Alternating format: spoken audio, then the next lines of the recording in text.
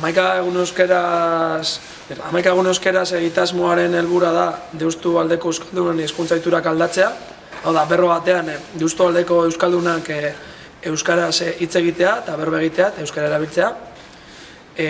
Berbaiz Euskal Elkartean aspalditik geneukan olako kanpaina bat antolatzeko asmoa.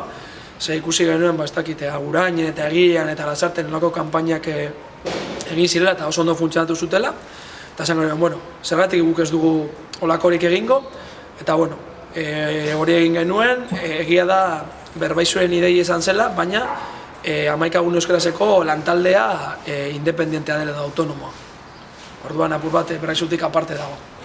11 egun honetan normaltasunez biziko dugu euskaraz, baina horrez gain beste ekintza batzuk izango ditugu. Adibidez, azaroak 22an, San Pedro plazan, 7:30 argazki erraldoia izango dugu.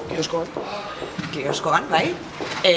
Gero 3an, 11 egun honei bukaera emoteko, gitarau oso potentea izango dugu, herri baskari bat, umeentzako, talduentzako ekintzak, kontzertuak ere izango ditugu, eta bai gogoraztea, 30an esperientzia trukaketa batzuk izango ditugu hau bizi eta berarri presten artean. Hori egingo da Bidarte zentroan eta 7:30 izango da ere.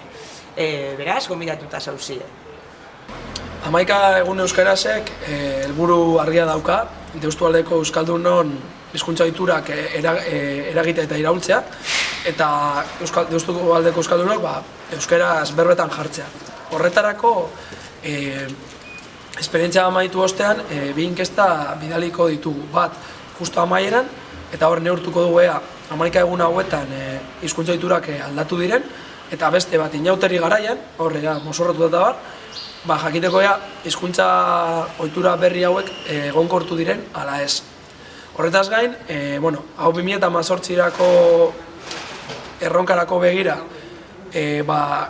probatxo bat da, 2018an Euskaldunon topaguneak bultzatuta Eusko Jaurlaritzaren laguntzaz, Euskal Herri osoko aktibatze kanpaina egongo da. Gu talde motorreko partaidea gara, horrez gain bebai daukagu beste laguntzaile lantalde bat, eta honekin nahi dizuegu esan, bai Deustu aldeko jende guztiari parte hartzeko ekimenean, parte hartzeko nahi baduzu bebai lantalde horretan sartzeko. Laguntza behar dugu, gauza nahikotxo daude antolatzeko, eta animatzea, guztiok etortea, da euskeraz bizitzea 11 egun honetan.